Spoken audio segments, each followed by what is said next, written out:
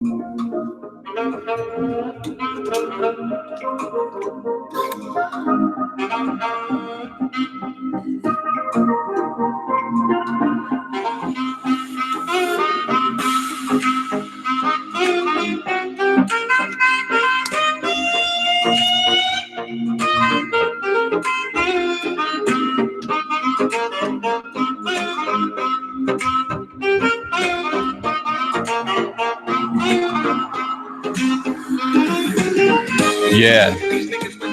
Good morning, everyone.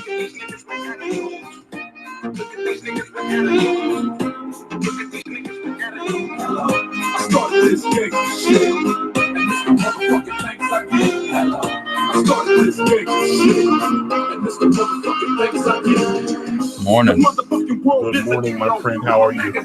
All right, Antonio. Good morning to you too, my friend. All right. I don't know why they have to be 6-inch stilettos. It's sexier that way, baby. It is. That what do stilettos do? They push up on a woman's calves. You know, they're shapely. What was that? Was that in what was the movie with Sharon Stone? I thought they took the stiletto here. Oh no, that was the one with Jennifer Jason Leigh, where she was the roommate and she took the stiletto and hit the guy in the eye with it and killed him. She took a stiletto heel and she killed somebody with it. Yeah. What was that? The little crazy. She was Single white female. Yeah, single white female. That's it. Yeah, man, she killed that guy. That is a problem. We still have trouble with single white females.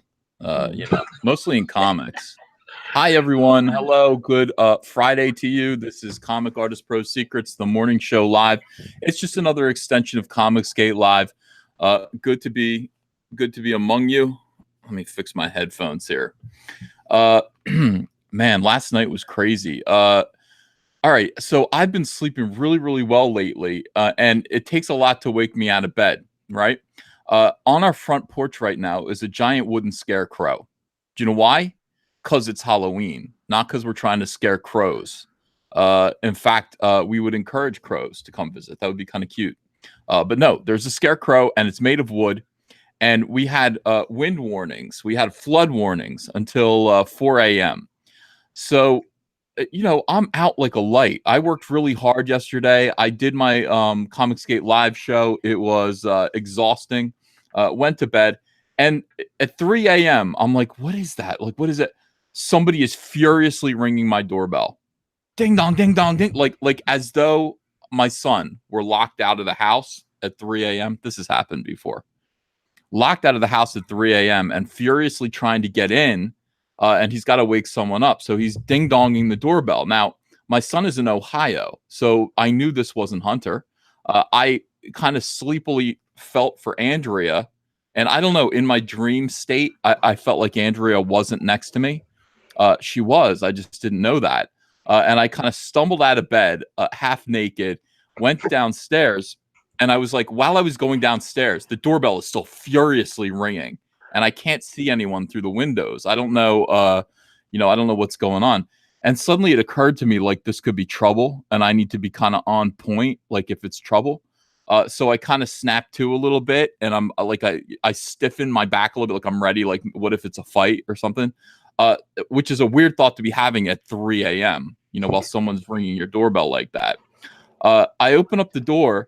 Look around, there's nobody there. I'm like, what the hell? The scarecrow has blown off of its axis and it's leaning up against the doorbell now.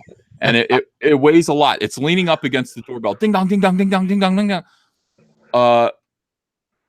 Yeah. So went upstairs. By the way, nobody else got up. Like I was the only one who kind of stumbled out of bed.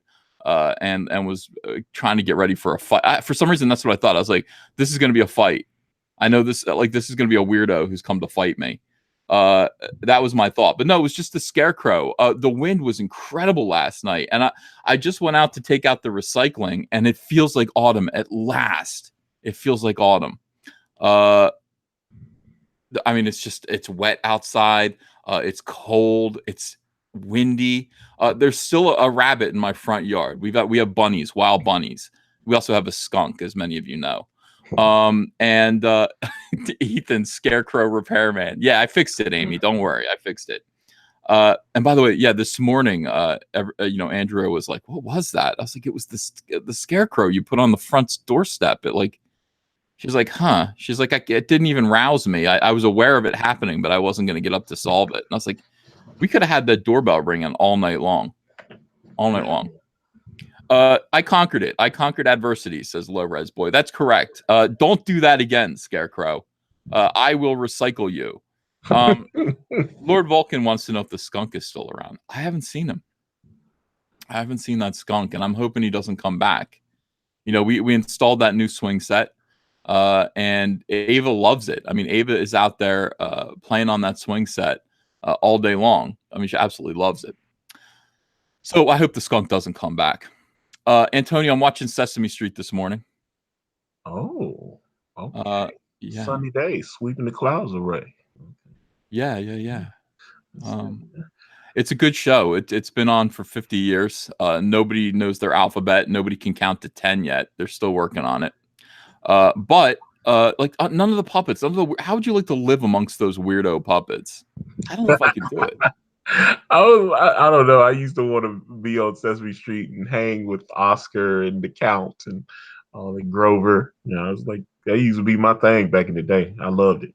Yeah. Well, I mean, my mom raised me on Sesame Street, and it's changed since HBO's taken control of it. First of all, it's actually become good. Sesame Street, when it was on PBS, was just it was a grift. It was a hippie grift. I don't know how these people had the balls to put on a show that was that incredibly profitable on PBS. So we're actually paying them.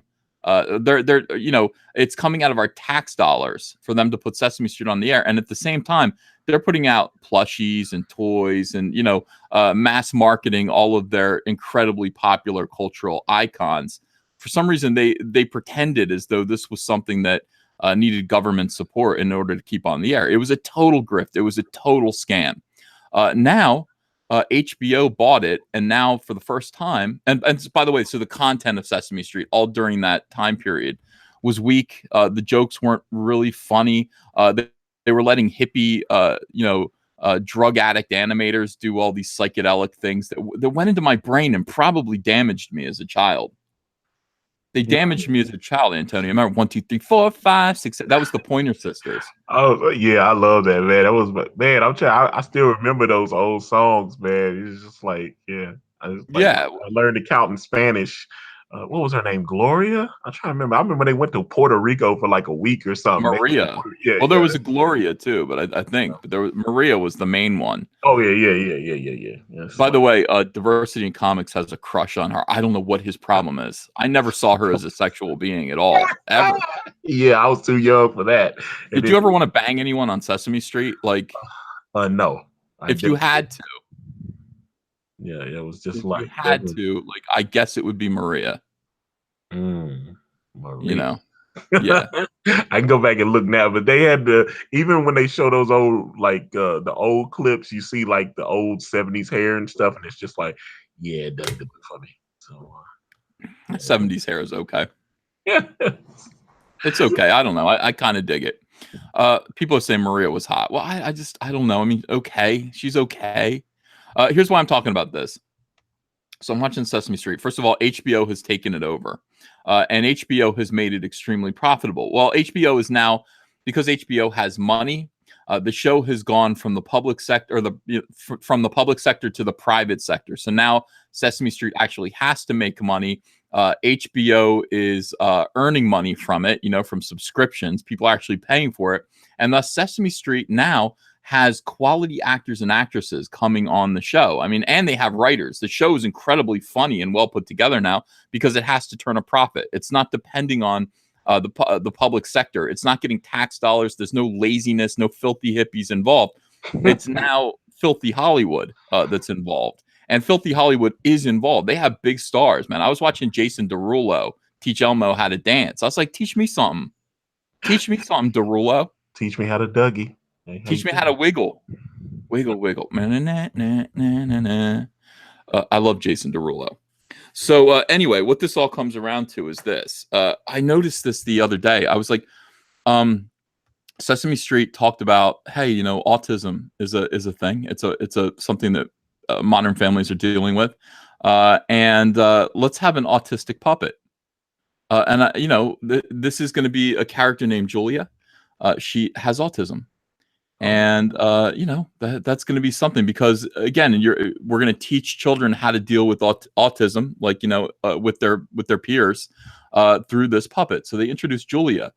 And by the way, Julia shows up in her first episode. It was a pretty highly rated episode. People were excited to see Julia, the autistic puppet. And Julia, the amazing thing about it was, like, everyone had to kind of go, oh, everyone be careful around here. And they all had to kind of not be themselves around her, which was annoying. Like everyone was sort of like walking on eggshells around Julia. And so Julia, who should have joined the cast, the whole point was Julia, the autistic puppet, should have been in every single episode because we have to deal with autistic children. These are relationships. We're going to have to kind of evolve and learn how to cope with these things. Julia has been in 2 episodes of Sesame Street total, the premiere, and then a quick cameo in another episode, and boom, she's out of here. oh, so they just kind of that was a virtue signal. They're not going to utilize her. It was a virtue signal, but it also did send a really bad signal. It sent the signal that we can't coexist with her. Like we can't just do a show with an autistic puppet. She doesn't fit in. That is the message that Sesame Street is sending. I actually am alarmed by it, and I hope that they actually work to fix that. Julia, the autistic puppet, needs to actually be in every single episode if you're going to do this. Just to show that, yeah, she fits right in. It's no big deal. There's a child with autism on Sesame Street, even though she's orange and a puppet. Uh, you know, um, et cetera, et cetera. But isn't that weird that they would make a big deal about that and then just put her away? The fact that she's not on, and they're like 30 episodes per season of Sesame Street. She's only been in 2. Hmm. Antonio, what do you Uh, think of that? yeah, well, that's interesting though. I was like, why would you go through all the trouble of creating that character and then just but I sometimes they do that with minority characters too. They were just like, all right, get your foot. Remember when they had the whole big thing where they had the black friend on Friends and they Yeah. just used it for a little while, then He's gone. yeah, you're gone. Okay, we can't keep going with this storyline. This is going to go places we don't want it to go, and we don't really want it. I mean, that's the thing. Why did they do this? Because they're SJWs. But I Exactly. mean, this is the thing. Like, if I were doing this is the difference between SJWs and non-SJWs, like you and me, Antonio. I would sit there and go, "Oh, okay. So my job is to incorporate Julia into Sesame Street." And I talk about this. I wouldn't mind being a writer on new HBO Sesame Street because I think I could do it. I know all those characters, and I love this is the thing. Like working at DC was one thing. I know all of those characters. I could work on any of these kind of children's properties that I grew up with, especially, or even if I didn't, I'd get to know them and learn about them and get excited about telling their stories. Sesame Street is no different.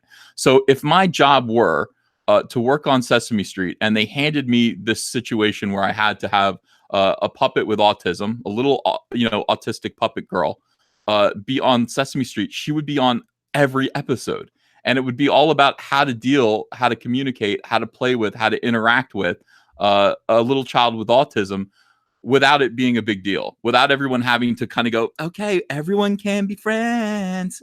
They sang a little song to her like she was from Mars. It was weird. Um, by the way, yes, my autistic puppet would be a frog. You're exactly right, Cam 1138. If they let me do it, Kermit's cousin Cyber Frog. Yes. Well, I mean, I remember Kermit had that one nephew that used to appear all the time. So he was on the Muppet Show and all that. They were like, "Oh, Kermit's nephew's in town," and he just pop up. They could do something like that easily. Yeah, I'm just saying, if you're gonna do it, commit to it. That's all. Just commit to it. Don't just do it to get like, hey, isn't that sensitive of them and sweet? Like, no, you have to. You just created a character. You have to keep going with that character up to its death. like Mr. Hooper. So that's the thing, Mm. you know. You could kill the character off. Would you kill a puppet off on Sesame Street?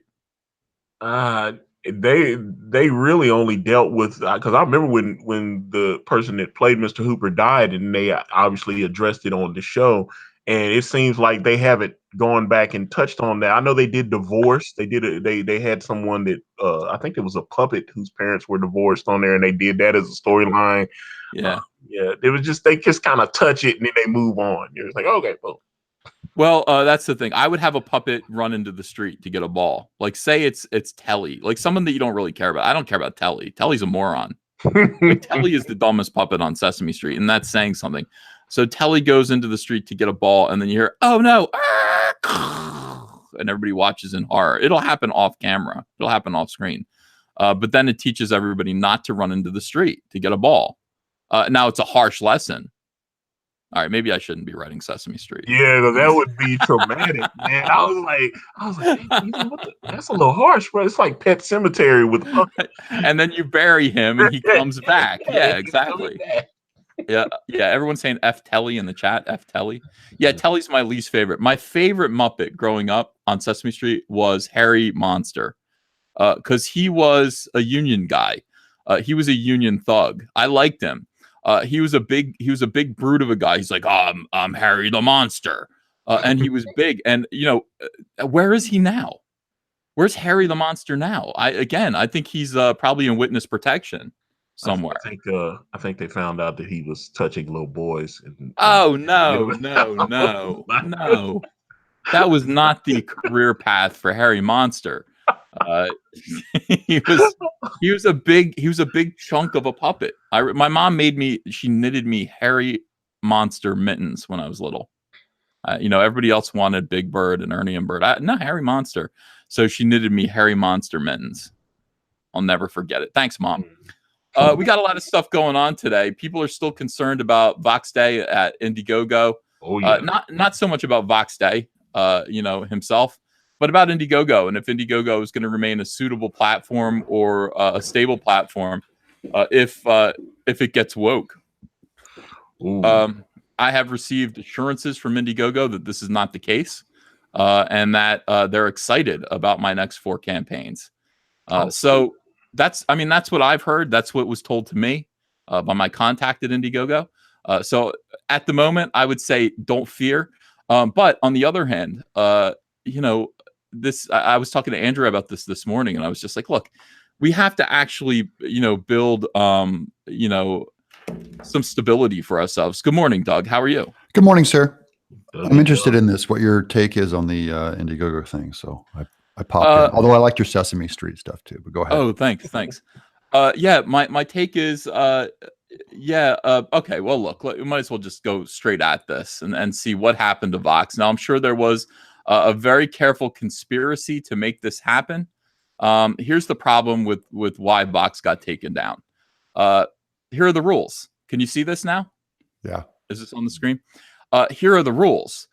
You cannot, in terms of use, promoting or representing any individual, group, or organization that promotes hate or uses hate symbols or hate terms on their website as defined by the Anti-Defamation League. Boom. Alt Hero Q. What does the Q stand for? QAnon. Here's the Anti-Defamation League on QAnon. One of the most interesting social media phenomenon in 2017 was the rise of QAnon conspiracy theories.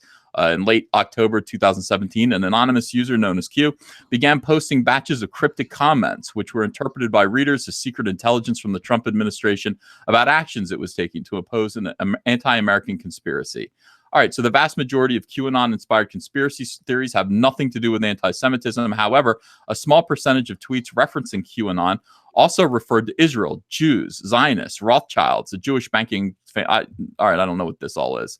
Anyway, QAnon is seemed to be anti-Semitic, something that, of course, we are not at Comicsgate, not at all. And so this right here was the key for SJWs to send this message to Indiegogo and get that taken down. Okay, so that's what happened. That was the key. This wasn't arbitrary. This wasn't something like, hey, why did they do this? Is it just because? No, SJWs will find a reason to bring you down, and that is what they were able to do here. Low Res Boy says that's quite a stretch.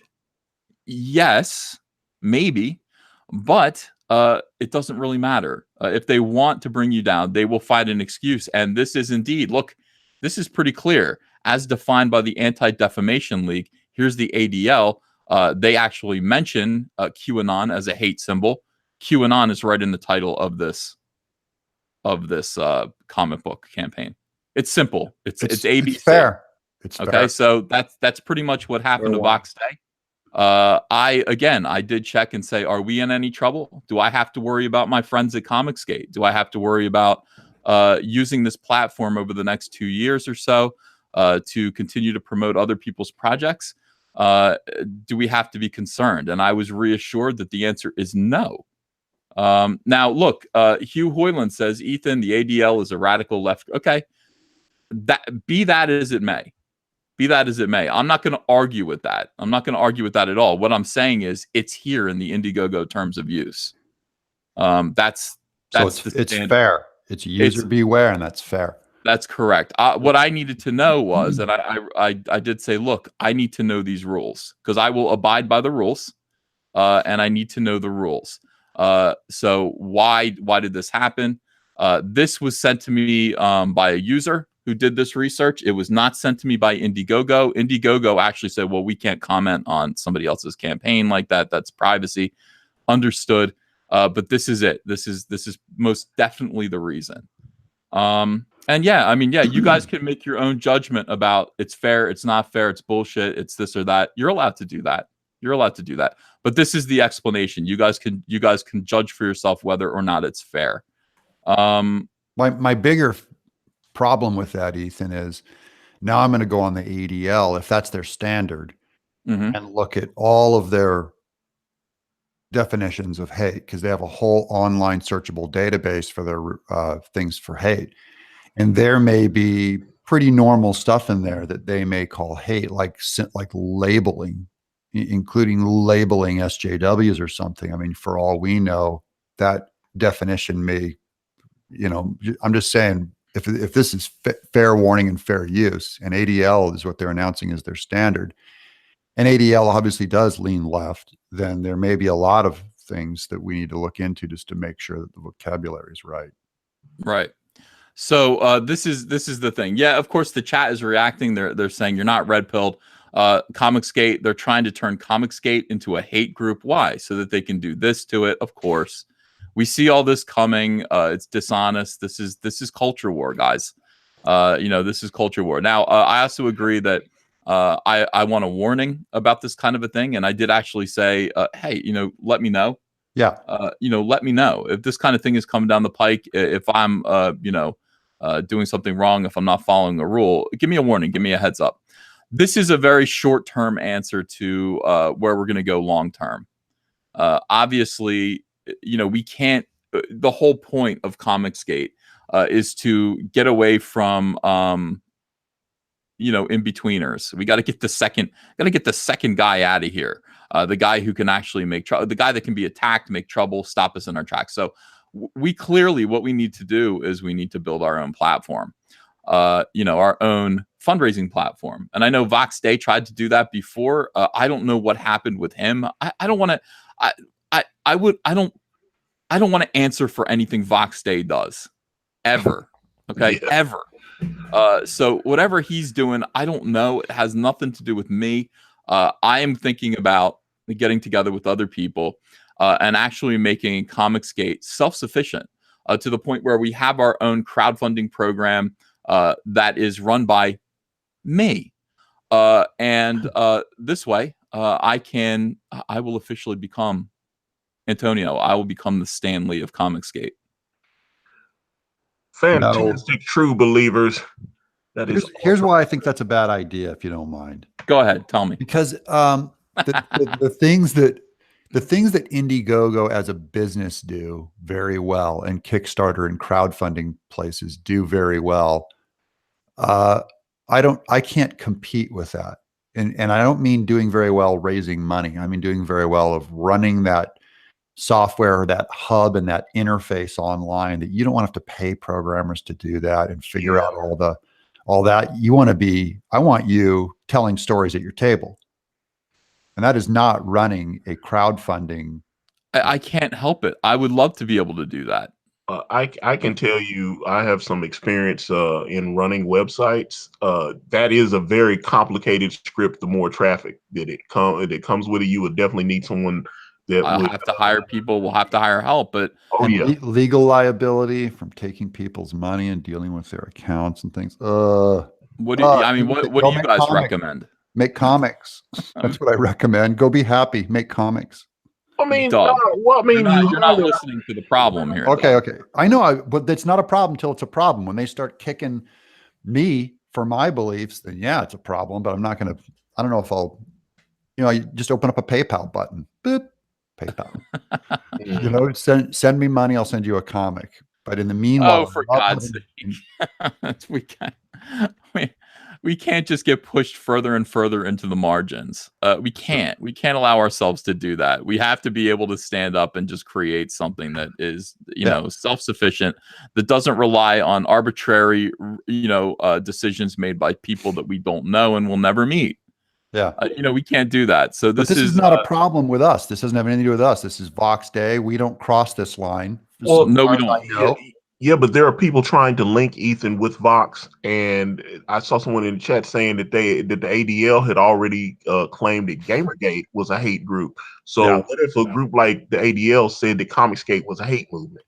Yeah, that'd be a problem. That'd be a problem. Or you could appeal to Indiegogo and say maybe you need to change your standards on this one because they're not a good enough definition. You know what I mean? It's a compromised definition. It's a politicized definition. That's what I would go that route first. Go to them, reason with the reasonable people, because they've been pretty reasonable so far. Yeah, they've been excellent so far with us. So I don't have a problem with them. So. And I'm sorry, but I've one of the reasons why, because I know Vox Day too, and have some interaction with them for about 6 years. I would not put stuff on. I wouldn't want to be associated with him specifically because of the Altman comics and all those, where they were using some racial slurs on illegal aliens and celebrating violence with a guy with a baseball bat and stuff like that for political reasons. I just thought it was too close. It wasn't my thing. So that's on him, not on me. And so it doesn't surprise me that something like that comic gets bumped from reasonable debate. It's kind of like the Alex Jones thing. It's like, yeah, we're for free speech and we're for political free speech. And we like kind of these outrageous personalities like Alex Jones. But when you're sitting there talking about conspiracies that, victims of mass murder were in on some kind of a conspiracy and faking their testimony, it doesn't bother me when you lose your platform. I expect that's the cost of business, right? It's like if you were Ethan, if you were invited to go on Conan O'Brien and you said, I'm going to push your work, I'm going to have you on as a regular guest every week. But you know what? I got a lot of people on my crew who are social justice warriors. So just don't use the SJW word. You'd have to censor yourself, but at least going in, that's the cost of doing business there. It's not that you agree. It's that's the cost of doing business. That's like normal business in America. Oh, Doug, you're about to learn some harsh lessons. How many times have you been deplatformed? I mean, fairly recently. Yeah. Was any of it fair? No, it's never fair. Okay, it's not fair. This is all coming our way, Doug. This is a fight that we're going to fight forever. It's not going to stop. But it's not going to stop. But business is free. Like you can't force a business to make a cake. So you can't force a business to lose its personal sensibility toward their own. If you want to run a Democrat comics label, then fine, run a Democrat. That's all of journalism too. They're free businesses to do what they want. But because I want the freedom to run my business. I don't want the government stepping in. I want to be able to cull my own market. And what you have are these huge liberal businesses like YouTube and Google or whatever. And they're trying to walk that middle line because they want to keep half of America that's conservative. They don't want to piss them off too much. You know what I mean? Like we have to support that freedom to run that business the way they want, because I want the freedom to run my business. I don't want to have to bake a cake. They can't make Sisters of the Poor pay for abortions for their employees. They can't make Hobby Lobby do this. Like, that should be a freedom of business in America. But I have a hard time defending when your freedom, let's say, is to make crosses to burn on people's yard for the Klan. Is that a business? Probably. But I would have a right to say I want the freedom to not do business with those people. The government doesn't have to back that, does it? Well, anyway, look, here. Sorry. That's all. It all sounds. Yeah, it sounds theoretically lovely, Doug. It's not going to work in the real world. This is the real world that we find ourselves in right now, where we have people, agents of a kind of oppressive, totalitarian far left, who are trying to punish and close down anyone. I mean, they don't. Doug, what you're talking about, yeah, that sounds nice. Good luck making that argument. It's not going to work. It's just not going to work. We actually have to be self-sufficient and can't really depend long-term on anyone. Now, listen, I'm going to stay with Indiegogo as long as I can, but in the meantime, we've got to build something new and something that is, that we can make decisions about, that we can control. Now, the good news is that every single time SJWs do this, we make more money. Every single time they force us into making more money. I was making, and by the way, I was one of the most highly paid artists at DC Comics. I was making $18,000 an issue at DC Comics. Nothing but hats off for that. Yeah, that is no longer acceptable to me. That's no longer. I want $500,000 an issue.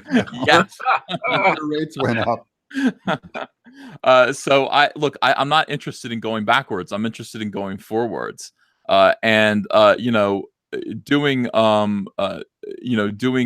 more Cyberfrog books. At this point, just on the single Cyberfrog book in terms of profit, obviously, I've made 2 years worth of 3 years worth of salary. I mean, it's really pretty great. I'm interested in continuing to do more of this, more of my books on my own pace, for my fans, my subscribers. I never want to stop. I want to grow this crowd. I want to grow this base. I don't even want it to be political at all. I don't want to get into these fights with these people, but they're going to. They're going to do this. They're going to continue. So building our own platform. I mean, building our own version of Indiegogo, our own crowdfunding platform, having other people run it. This stuff is just going to make us even more money. I don't know why they keep doing this. Like, they should really just be like, hey, all of you are welcome to work at Marvel and DC, and we're just going to put you on shitty books, and you're going to be making, this much money an issue. And if you open your mouth, we're going to threaten to fire you. That would probably be the smartest thing. But no, they want to actually continue to deplatform us and force very smart, very clever, very inventive people to find new ways of making even more money. I will do that. I'm here to make even more money if possible. And me actually opening this up and building a giant crowdfunding platform, by the way, is going to now make me make profits on all of the books that I promote, which is something they're afraid that I'm doing right now. Yeah, and as you all know, it's helped my book. Period. Well, as you know, Doug and Antonio, I have not taken one dime from you. That's right. But why couldn't I have the 5% that you're giving Indiegogo? Why shouldn't I have that? It's not that you shouldn't. It's that I keep going back to, like, what is your job? You're going to start a publishing company? Doug, I was put here on this earth for reasons that I don't even, things are becoming more and more clear to me. Sure. It's not all about me drawing monthly comic books, grinding out monthly comic books. I'm here to do other stuff as well. I'm here to draw Cyberfrog, but I'm also here to do my YouTube channel. and I'm here to make it okay and safe and profitable for people who disagree with social justice warriors to put out their own comic books and not have to bow and fall in line. I love the idea of me building my own. Why shouldn't I? If I put these people on, I promote your comics, and instead of Indiegogo getting that 5%, that 5% belongs to me. I mean, it really does. And that way you're safe, you're protected. I'm making money by promoting people. We grow, we become bigger, we become safer. And this is just of course, this is just the way it goes. I mean, this is the way we're being pushed. So if I don't do it, who's going to do it, Doug? Nobody, but I'm probably projecting. I'm projecting my dreams onto you. Well, my dream is to make sure that I want to be left alone. I want to make a comic. Well, that my dream is to make sure that you're able to do that, Doug. And your dream, you're helping me with that. You're doing it already. Right. Yeah, that's the thing. I wouldn't be so much. I would, like I said, I'd be more than happy to switch anything over to something that you were involved in. Just like we used to talk about with the all caps comics, I would, obviously I trust you and I would want to support and be involved in any way possible. But as long as you make sure, as far as the website thing, make sure you got all your, all. You got to get everybody. Listen, I have good people. I have good people. I'm like Trump. I got the best people. I got good people. Why wouldn't we do Comicsgate Live, the crowdfunding website? Why wouldn't we do that? And then anybody who wants to come join is literally a part of Comicsgate. It is a crowdfunding website that allows you to everybody. That way, it's all centralized. There's no extra stuff. Nobody is trying to sell an 8-wheeled bicycle on there as well on this platform. It's all comic books and people who actually say, "How do I support Comicsgate?" And this happens all the time. How do I find the list? Where is the website? Well, there isn't one right now. But how great would it be to have one centralized platform where all of the Comicsgate projects are?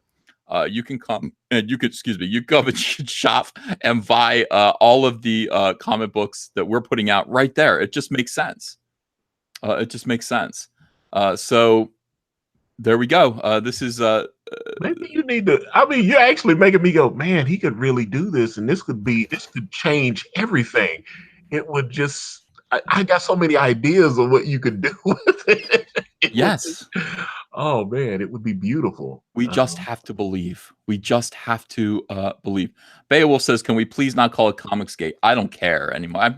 Comicsgate is a label that everybody knows. I don't mind calling it. Call it Beowulf. That's awesome.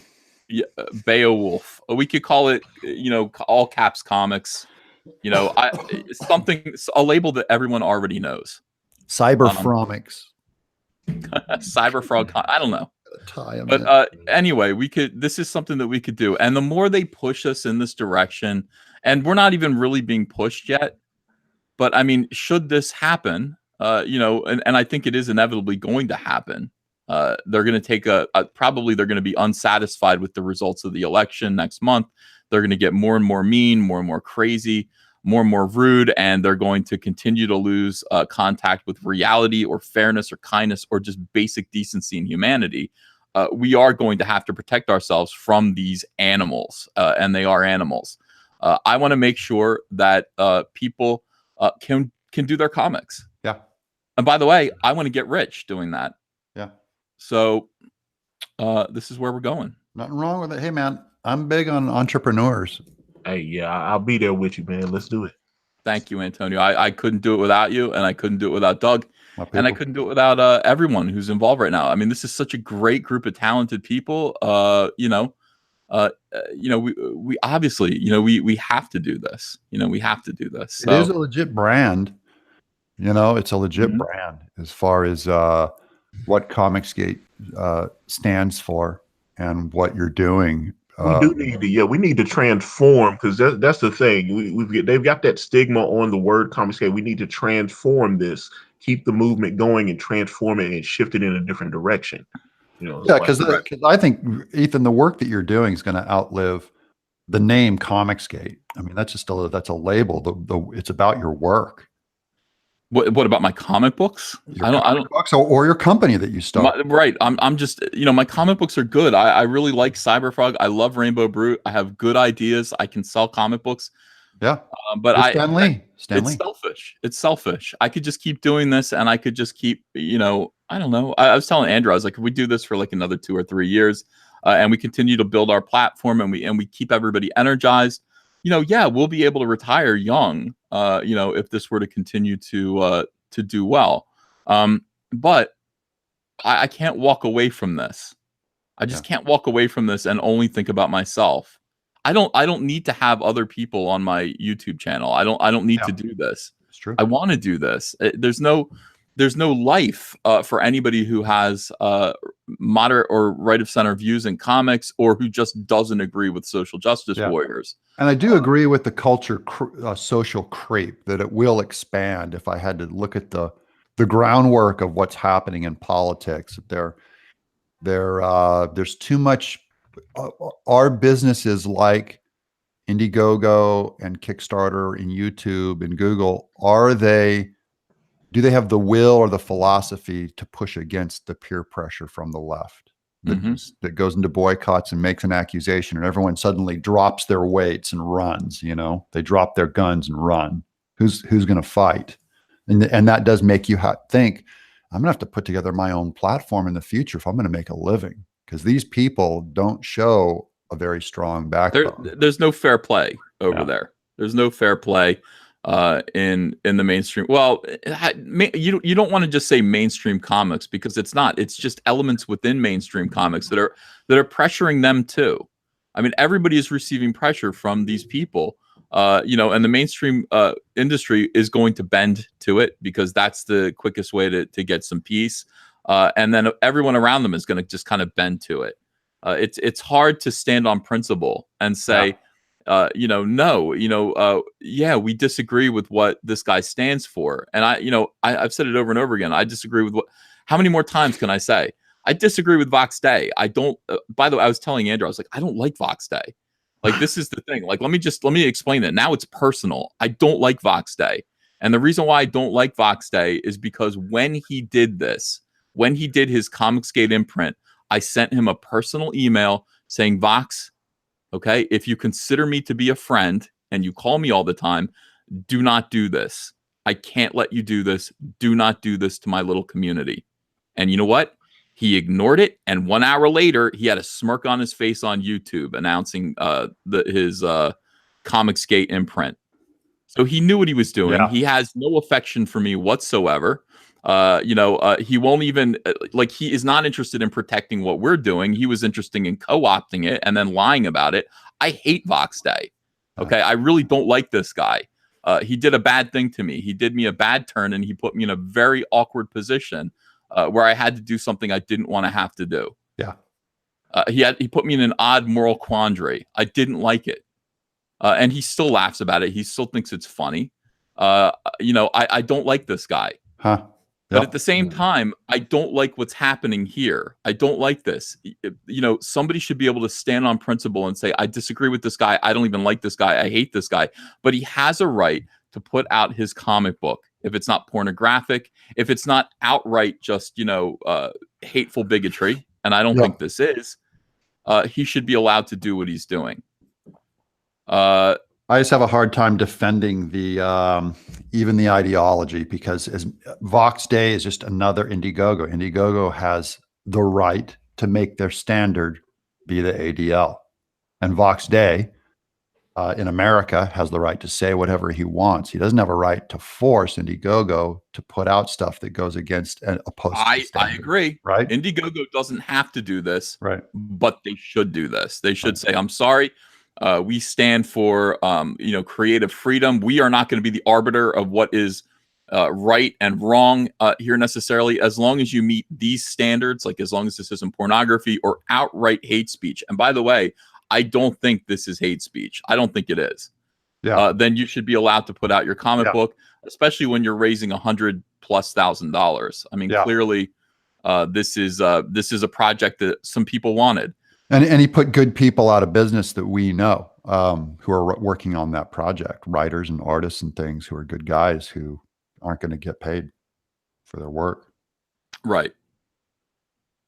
So this is, I mean, this is all dangerous. I disagree with this, and you know, when I say that, you know, if this were an SJW who was being deplatformed for hate speech, I would feel the same way. We're not fighting their silly Kickstarter projects that are being hateful towards us. They've got a couple right now that are making fun of Comicsgate and that are rude and that are clearly hateful towards people that disagree with them.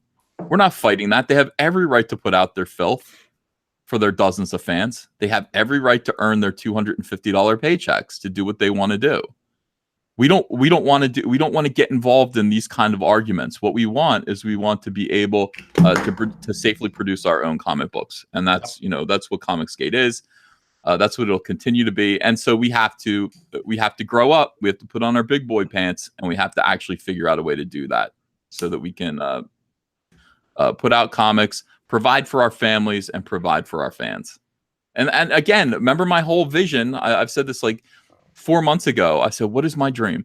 My dream is to have a big company picnic where all of the people who my work has fed can all get together, and I can just look at them. I can look at their families, and I could say, because of my life, I'm 44 years old.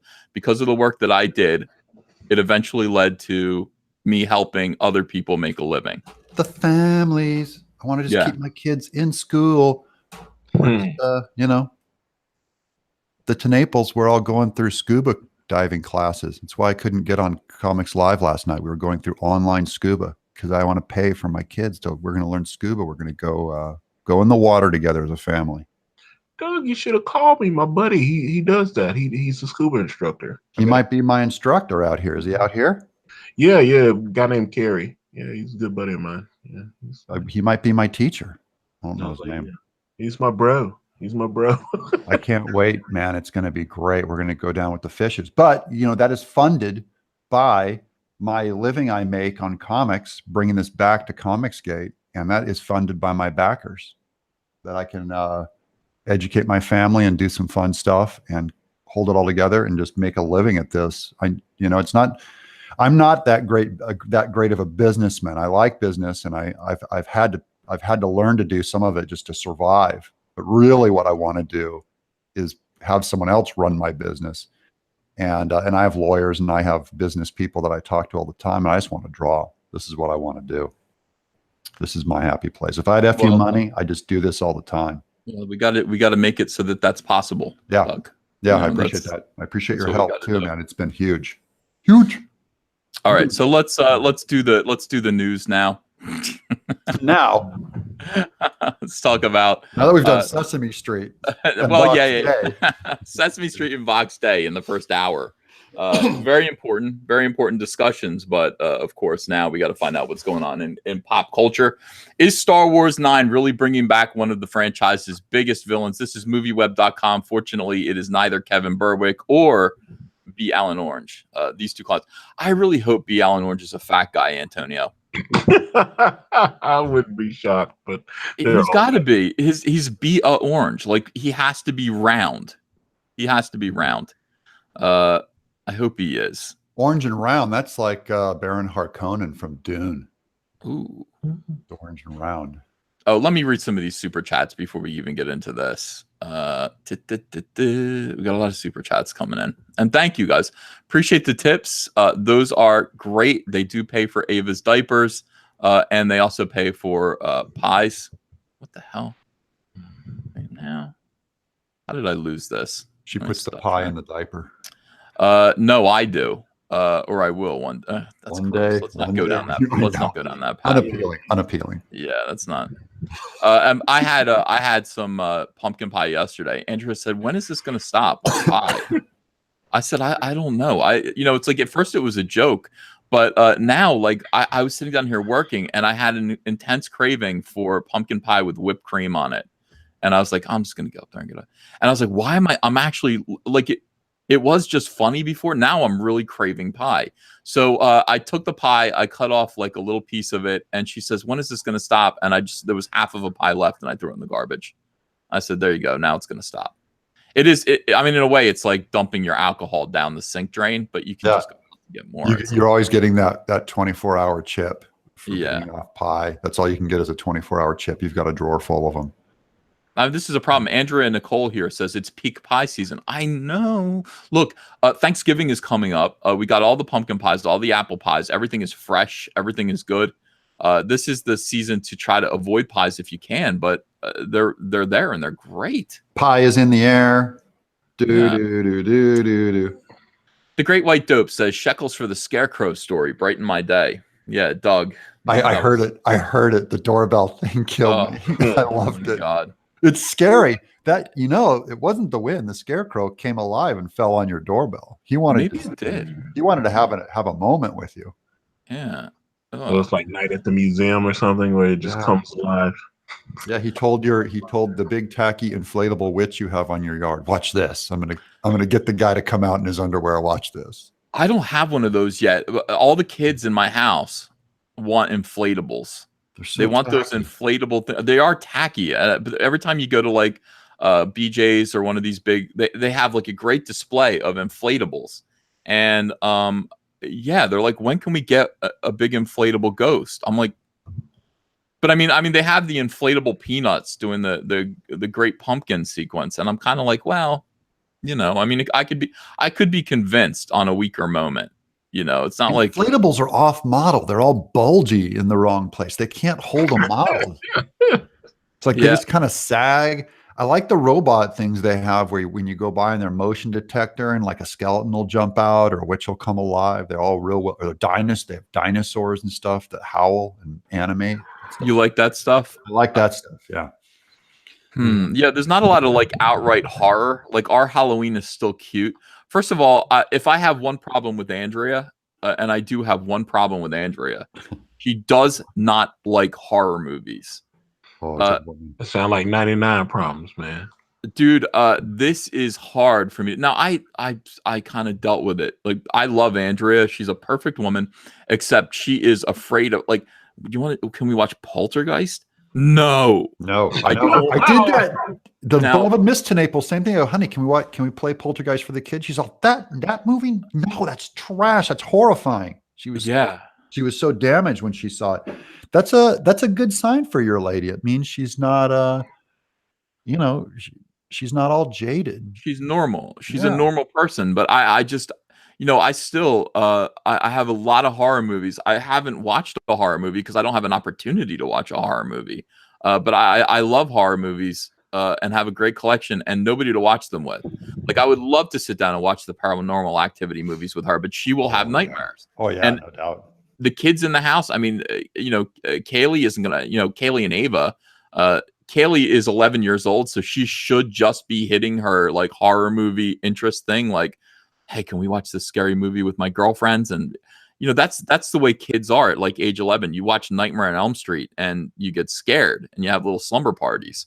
But she's not. No, that's not happening to her. And I very lonely about it. I'll be honest with you. Yeah, you got to get the guys. You got to do it online. Do it with the Comicsgate guys online. We'll do our We'll watch them together. That's not a bad idea. Sentinel. All those horror. What was the Valentine's Day one? I remember in Fangora, they stuck a lady's head on a shower head. I don't want to watch that. I don't want to watch people being tortured. Yeah, that's I don't like that. All the 80s. That's the 80s horror stuff. Yeah, I like people being is tortured and in pain and like Hostel, being terrified. Hostel's gross. I'm not into that. I don't want to. I'm not a sociopath. I don't want to watch people get hurt. I care about people's feelings. I do want to watch people get scared though, and I believe I think ghost movies are the best because that's the closest to possible. Werewolves aren't going to happen. Vampires aren't going to happen. Zombies could happen, maybe, kinda. No. Disembodied souls, maybe. Yeah. Demons and ghosts are the closest thing to actually give me the shivers, and The Exorcist. and plus, and also everything Dave Lynch does. Yeah. David Lynch's kind of dreamscape, like your subconscious, that also upsets me. And Blue Velvet, just the abduction stuff. That was terrible. There's some terrifying stuff in that with Laura Dern, who is in Last Jedi as the captain, the hero captain. She's there. I've liked Yeah. her in other things. Blue Velvet. I like her in everything except for The Last Jedi. I love her in Wild at Heart, which is one of my favorite Dave Lynch movies. Yeah. Love Wild at Heart. By the way, Nick Nicolas Cage and Laura Dern, two people who have annoyed me in most of their work. Well, not most. Nick Cage has annoyed me in most of his work, but they both together they got together and did Wild at Heart, which is the coolest movie. It's Elvis, a big Elvis fan who's a criminal. I that's my alternate life. I want to come out of jail in a snakeskin jacket. I want to kill people and get heavy metal bands to play "Love Me" by Elvis Presley, so I can sing it to my girl. Treat me like a. What'd you think of Natural Born Killers? There's a guy, Woody Harrelson. They get out of jail, and there's a real psychedelic. Oliver Stone, NBK. I saw it. I normally like Oliver Stone. Again, it wasn't my favorite. I have it. You know, I just I didn't watch it as much as I watch other Oliver Stone movies. I wore that NBK T-shirt. That was it. Chung, the Aeon Flux guy that animated. There was animated sequences in that movie. Yeah. Elliot Fernandez says The Conjuring, brother. The Conjuring. Yeah. Conjuring movies are okay. Like the first 3/4 of the Conjuring movies are great. Here's the problem with horror movies about ghosts. Inevitably, they end with a human confrontation with the ghost. Yeah. And that is bullshit right there. That kills it. Yeah, that's true for The Conjuring too. That movie was creepy and scary right up until the end when people start floating around and their faces all change and stuff. Then it's like, I'm not buying this. I don't like this. Sinister was great until you saw the monster. That was weird. That killed it. Bagul. That's Derrickson. Bagul. My guy. Well, we're talking about the current, the movies, the ghost movies that are coming out all the time, and they have sequel after sequel. That's kind of why Paranormal Activity is good, because you do never get to see the ghost. Here's the thing: you can't beat the ghosts. You can't punch them in the face. You can't confront them with a cross and get them to go away. You have to move. When she goes up in that attic, it's so claustrophobic, and she finds the little torn picture of herself as a girl in that attic. Yeah. In Paranormal. Oh man, that was weird. Yeah. I was so. People are getting mad at me about super chats. Let me read them. GR People, Hail Caesar, and good morning, Antonio. Yep. Johnny Dollar, Frank Oz, and Ernie and Bert are not gay. Controversy equals LOL. GR People, when are you writing Poppy Seed Avenue? That would be my version of Sesame Street. The other says, Ehe, are you worried Indiegogo are getting woke? Well, that was the discussion we just had. Yes. And if they are, then that's just something we have to deal with. GR People, it doesn't matter if Indiegogo takes you on. If we do, we will create a new Indiegogo, just like we're creating a new comics industry. Right. Micah Mathis, did y'all hear the good news regarding Stan Lee? No. No. Is he risen? I mean, what is the good news? Me here, you there. Thanks for $1.99. Thought Vox got kicked due to a Batman copyright. I don't think so. I think that's probably not the case. People Circus, should we worry about cash grab and association? No, don't. Always stand true, guys. Stay true to your ethics. Stay true to your morals. Don't bend. We will find a way. Paragon 1172,000. Thanks for $5. Sent you an email with the Discord server link if you want to take a look. Paragon, thank you. I did take a look at that, and I still went, I don't know if I want Discord. What I might do is I might build 2 new YouTube channels to build up. But I don't know if I'm going to do Discord or Twitch or any of that. GR People, thanks for $2. Do you have programmers in Comicsgate, Gamergate? Or no, he says you do have programmers in Comicsgate, Gamergate. Yeah, you do. That's true. Oh, you definitely do. Yeah, Gamergate and Comicsgate needs to team up and kind of get married here, and see what we can do. Harry Bergeron says, as an Eagle Scout before feminism ruined it, my advice: you have to be prepared for deplatforming. Well, I was only a life scout, so salute. Oh, I was life too, bro. Were you? Yeah, we did good, but just didn't make it all the way. One service thing short of being Eagle. Man, fellow quitter. We both got the heart patch. I didn't want it. I just didn't want, and I regret it. I was not a motivated teenager. I was like, I don't care if I get it or not, and I would just do enough to make my dad happy. But I never went for Eagle Scout like I should have, and now I'd be an Eagle Scout at 11 years old. I would immediately grab it. I was in the ghetto. I was learning life survival skills there. Just learning. Yeah, Yeah. I mean, that's what it is, man. You missed out. The one good thing, well, there are a lot of good things about being Mormon, but growing up Mormon, the Mormon Church and the Boy Scouts are tied together. I mean, so Yeah. you know they make you be a Boy Scout if you're a boy. I think it 11, 12, 13 years old you become a Yeah. Boy Scout. And then because the Mormon Church is so big, they have the motivation, the organization to really do things. As a Boy Scout, I rock rappelled off a 150-foot cliff. That was an opportunity I never would have had. I got to fly a single engine plane. I took pilot lessons. Oh, That was wow. an opportunity I never would have had. All of these things happen because of, and I went camping all the time. And I talk about fist fights. The older boys would make the younger boys get into fist fights for their own entertainment. Yeah. And I remember that. Like, I think about all the fist fights like I've been in, and most of them were for fun. It was like gladiator duels in front of a campfire for the older, like the 18-year-old Boy Scouts would make the 13-year-olds fist fight. And so it'd be like there was a kid named D-Joe. His mom's name was Debbie. His dad's name was George. So they named him D-E, capital G-E-O, D-Joe. And they sat there and they kind of encouraged. D-Joe said some stuff about you. You gotta find this guy now. I gotta know how his life. He's on my Facebook. He's on my Facebook. He's a steel worker now. I found him. But yeah, and it'd be like, yeah, DJ E is saying some stuff about you. You guys should really. So then we'd get together and we'd have fist fights. We'd be wearing gloves. We'd fight each other, and those were good times. All of that is because of Boy Scouts. Good stuff. Now anybody can find DJ because he's gonna get like 30 friend requests. He's gonna get fist fights. I'm here. His name is to retain Ethan's honor. Yeah, D-Joe, G-E-O, not J-E-O. D-Joe Schultz. So feel free to look him up and ask him about me. Let's see. The agenda. James Trammell, thanks for $5. If you wait till it's a problem, the lead time on developing a new platform is going to leave you with your ass in the wind. Yeah, I'm not going to wait. Rebel Scum Radio, thanks for $5. Welcome. Wikipedia runs on community engagement and donations. It can be done. Got to stand firm. There are talented people willing to help, I'm sure. And I'll bet Rebel Scum Radio is among those willing to help. Sethon Jetter, thanks for €5. Was about to start my own Indiegogo for my comic. Did they break Indiegogo? No. Feel free to do that. We will promote you. Gawker's Death Rattle. Ethan, I'm a software developer. Making a crowdfunding site is relatively simple technology, but legal, regulatory, finance links will be a major issue. Well, that's what we have lawyers for. We'll get into that.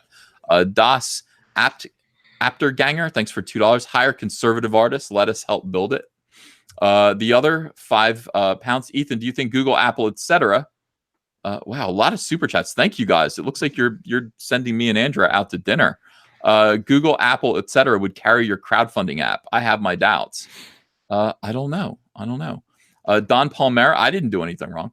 Don Palmera, thanks for 500 yen. Make an Ethan store and me order all your guys' stuff in one go without paying $30 for each of them. Yes. That would be a great idea, because then all of the books could be centralized and purchased from one location. We're going to build this. It's going to get better. Darth Bobcat, $2. Comic Hub would be a good name. James Trammell, $5. And you could partner with a printer and fulfillment center on the back end to leverage volume discounts. Interesting. JP4, would you build fulfillment into the platform? Now they sound like every email I get from Backer Kit, like 10 a day, and a guy calling me all the time. They sound like Yeah. I don't know. Building fulfillment into the platform. Interesting. Let me think about that. Troy Stewart, I'd back you on it. Even hope to have my comic promoted by you should I ever finish it. Steve Dye, Hail Caesar and the expansion of All Caps Comics. Randy Zimmerman, rebrand away from the name Comicsgate to something else. Now that is something that we should probably actually think about doing. You will need to start your own fulfillment company too. Red User 1, please buy Comicsgate.com now. You'll need it later. No, I'm being convinced to get rid of Comicsgate. Yeah, I definitely we need to. They've done so much work to slime Comicsgate that now might be the time to just walk away from it and rebrand. Risky Analysis, $5. Yo, I have a concern. Just don't call the platform or branding Comicsgate, as Comicsgate is a consumer enthused by creators not the creators. Enthused by creators, not the creators. Okay. Guns Down Inhale says, can you recommend a comic for Halloween? Fearsome. Creature. Yeah, Fearsome. Creature from the Black Lagoon by Art Adams. Oh, that is so good. Yeah. Man, the art is amazing on it. I do those old EC comics. Any of the like they have the best of Bernie Wrightson's creepy and eerie stuff is great. Great ink work on that Bernie. There's a Bernie Wrightson collection. Yeah. People are saying Batman: A Long Halloween. That's another good choice. That's a great book. Yeah, that's great. Yeah, good stuff. James Dean, creator of Conflict. Thanks for $20. James is always really nice. I appreciate the big donations, James. Thank you. Guys, Ethan is right. I am a front-end software and app designer as well as a brand designer. All Caps should be a platform for sales, print, and distribution. A one-stop comics pie shop. DM me on Twitter, Ethan. I can help. See that? This is the thing about what we have here. We have talent of all different kinds. We have people with skill and energy. Yeah, it's very exciting. Splendopia, $5. I like this new schedule you guys are on. What do you mean by that? You mean doing the morning show and the night show? A lot of people were telling me they missed the morning show, so you've been hitting it, and everybody's like, "Man, you're back, man. You're great. It's going." It's like, so everybody's been happy that the morning shows. But some people are like, "Well, I'm going to work and I'm listening to it and all this." They missed the morning show. I don't know how long your schedule will stay like this, but I as long as I keep it short, like I do these shows. I think I've been doing 90 minutes for the morning show, 90 minutes for the Comicsgate Live at night. And that just means, hey, I'm bookending my day. This is my morning. I'm drinking my coffee. I'm talking about stuff. And then I'm working until 9. And then 9 o'clock, I do the Comicsgate Live, go to bed. And it's good. I mean, again, this is a good way to stay in touch with the fans. And then these super chats are very nice. It's a good way to kind of promote other people's books.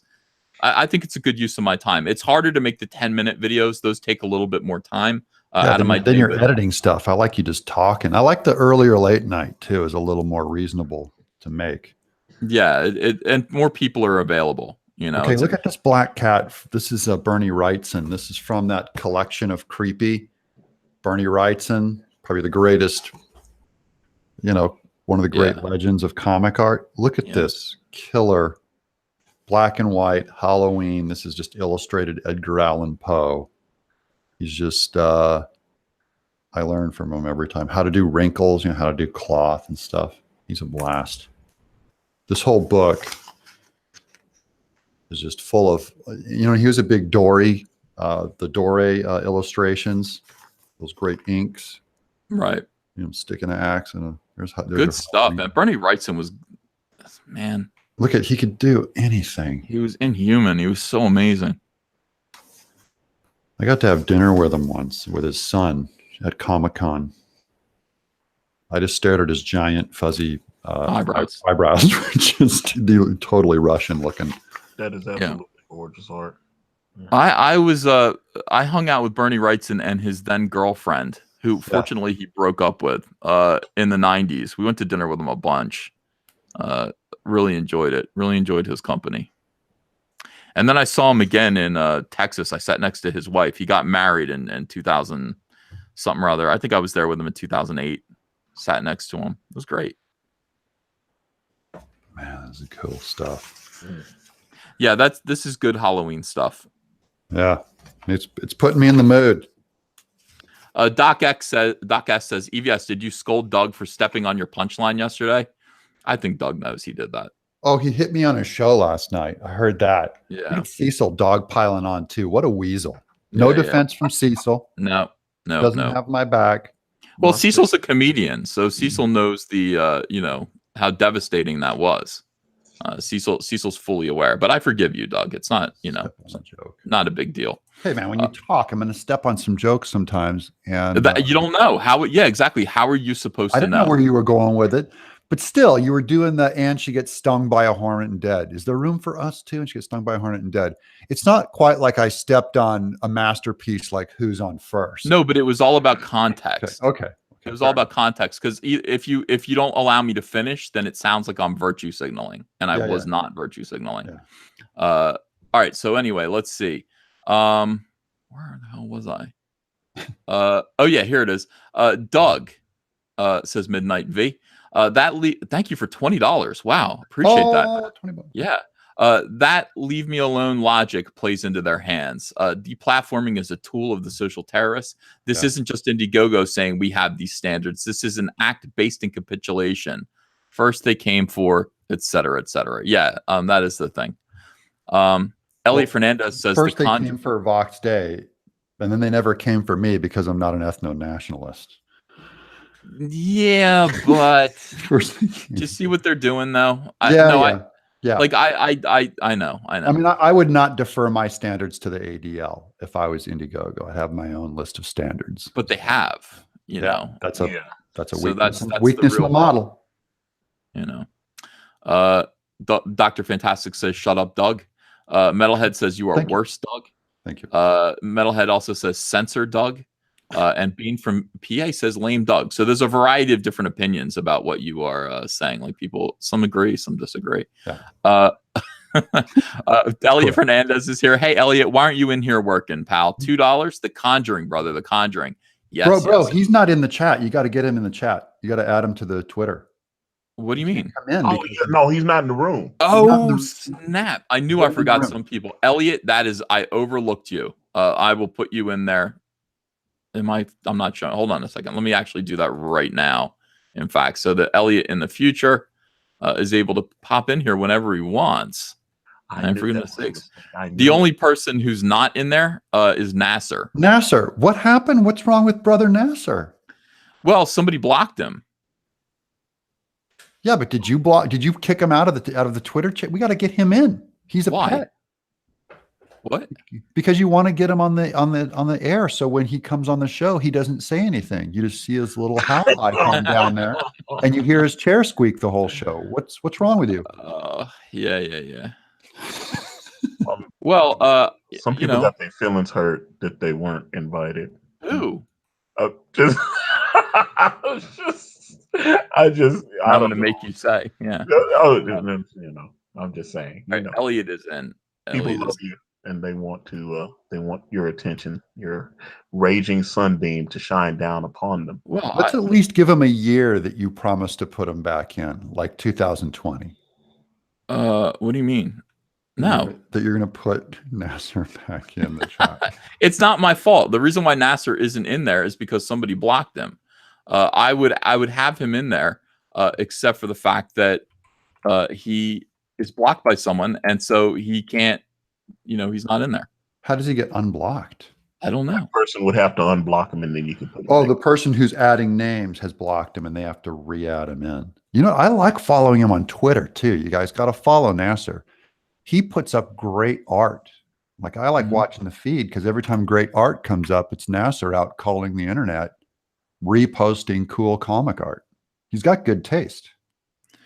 Well, yeah. It's not like I wouldn't have him in. I mean, clearly he's an integral part of, but I don't care enough to say, hey, everyone. Someone Nasser. Someone needs to add him who's not blocked. That's all. They'll hear it. They'll do it. So we'll do it. No. It's not. I didn't block him. The fact that he is blocked by someone in the chat means that he is unable to be a part of the room. That's the way it works. Anyone? So if I was blocked by someone, I wouldn't be able to get in the chat? Yeah. Does it make you feel good to know that? Yeah, if I blocked you, it would boot you out of the room, and then I could unblock you, and then somebody could re-add you. Oh, cool. That is the way it works. That's not a weapon, Doug. No. So I know. I was thinking I can block Cecil and get him kicked out of the room, and then someone would have to add him back, but you'd have to unblock him, obviously. Yeah. Well, I'd only block him for just a millisecond, just enough to get him out. Just to make it trouble to get him back in, just to make him have to effort that. Of course, he could do it to me too. So I suspect I'm already blocked right now. By the way, Kanan just sent me a drawing of Fearsome. Are you good? Kanan never shares anything with me anymore. What have you done to my? He's only your partner. That's what I was saying. I was like, we do business together. I was like, no, man. I'm working on some stuff, man. I mean, like, what are you doing? Yeah, this pretty much sums up what it needed to be. Like his initial thing was, well, he's kind of a Ghost Rider monster. No, No. That's not what fearsome is. It's not what fearsome represents. And I explained it to him, and now he's finished my sketch, and done what I would have done, what I might have done all the way down. Yeah, this is good. Kanan, this is good if you're listening. It's good. It's close. He needs to have the cord coming out of his forehead, though. The cord that leads him back to his body. Now you're teasing. Yeah. Now we got it. Now I'm curious. Yeah, it's good. It's good. It's good. I'm happy with it. All right, back to super chats here. Let me finish this up. Everyone's so talented. I love Comicsgate. Absolutely love it. Tippy Tail McKitty, $5. Ethan's first children's book, Goodnight Cyberfrog. Have Doomcock make a video reading it. Get millions of views. You're welcome. I like that idea. I would hire somebody to do Goodnight Cyberfrog. You know, one of these people who does those cute little frog drawings that look like Cyberfrog. DCV Titan, have you watched The Human Centipede? It stars a guy named Dieter Laser. We talked about that yesterday. Yeah, that's awesome. Yeah. Not only have I watched it, my copy is autographed by every segment of the Centipede. Every segment. True story. Yeah, my copy of Human Centipede on DVD is autographed. Cecil says, "Get out," not the movie. Doug, get out. Not the movie. Danny Agent 87, call it craft comics, just like new small breweries. Interesting. Red User 1 disagrees with us. He says Comicsgate has publicity. You can't buy that. Better to defend it and take a stand. SJWs will slime any label. Yeah, but let's make them start over again. This way, the thing about Comicsgate is that there's a lot of stuff associated with Comicsgate that came before me that I can't justify. And I don't want to. I don't want to answer for what other people did. I only want to answer for my own mistakes. I have enough of them, of my own, and I'll own those. But when people say, "Well, what do you say about this? What this guy said or this guy did?" I can't. It's not my. I dug up this tweet from 2017. Explain. Right. It has a I hashtag didn't on it. do that, so I can't really do that. But I will take responsibility for all of my own mistakes, and going forward, it would be good to just start over and just say this is something that. I am not the leader of Comicsgate, but I would definitely be one of the heads of this little company here. So that is something that I could take control of and, make it a business, make it a real business instead of just kind of a loose. Comicsgate is a loose idea. It's a movement. It's not something that really, even though I can take ownership to some degree of the name for business reasons, Comicsgate doesn't belong to me. It's a consumer movement. I am just somebody who is trying to appease those consumers and win their money. So I can't really do. Just philosophically, it doesn't make sense to just call my company Comicsgate. You know what I mean? Yeah. It's not right. Yeah, it's not how it was set up. Yeah, it's like me if I were far leftist saying, "Hey, this is my comic company, feminism." Yeah. It's not the way it works. So Risky Analysis, thank you for $2. A Trick or Treat movie for Halloween. Sam I Am. That movie was pretty good. Trick or Treat. I watched it once, but it was pretty good. It was based on a comic book. Yeah, it was written by Michael Dougherty, who's one of Bryan Singer's boys. And he was the author they hired to write when Disney and Hugh Jackman bought my Ghostopolis book. They brought into Disney, and he was the screenwriter that they had write it. He also wrote the second X-Men, I think, one of those X-Men movies that Bryan Singer directed. Bryan Singer, right? Yeah. And the script wasn't great, but he was good to me. Welcome, Donald Delay. How are you? Hey, what's the word, everyone? Thunderbird is the word. What was I going to say? Oh, yeah. Somebody just said, "Hey, I thought Ethan was doing all caps as a company name. What gives?" WK, all caps is my publishing name. It's going to be in the corner of my comics. But we're talking about building a new crowdfunding site. That's what we're talking about. So we're trying to decide. Have you registered that domain? Someone in the chat said someone has already taken that domain. Did you already? I'm hoping that was you. If not, all caps, yeah. You got it? I think so. Okay. Oh, okay, good. I hope so. I don't know. If you don't have it, just call it all craps. Well, I wouldn't call it all craps. We'll do a little change. I was listening to that earlier where you were talking about all that, and just like Antonio, I'm down. We'll quickly jump over. Good. Vox Day already had a crowdfund site called Freestarter since last year, says Custom Songmaker. Stripe shut them down in June. WikiLeaks used Bitcoin to get around that. Yeah, I heard about that. I don't know. I'm not going to talk about that. Dale Stafford, thanks for $2. Smugless stream when? Trust you to keep your word. Dale, I can't, I'm not going to put the Smugless stream up. I know you guys desperately want it. I can't. It's a legend. It's the greatest thing. It's too bad you guys can't see it because it is the greatest episode. Now, dog. Can you give it to me? I'll put it on my channel. You guys, here's what you can do. I always invite people to go ahead and mirror my streams. I have said that I will, from this point forward, and I have kept my promise, put all of my live streams, leave them up, even though it damages my channel. I will leave all of my live streams up, and that is a promise that I have kept, I believe. But when it comes to old stuff, it's all locked up. Some of it's private. If you would like to guarantee that anything that I do stays up, feel free to mirror any of my content. When not any of my live content, none of my obviously do not steal my recorded stuff, but any of my live content, feel free to mirror, edit it down. And there is somebody who is doing that. Somebody did a nice tightened, edited down version of one of our live streams, and it's really fun to watch. And you flagged this channel.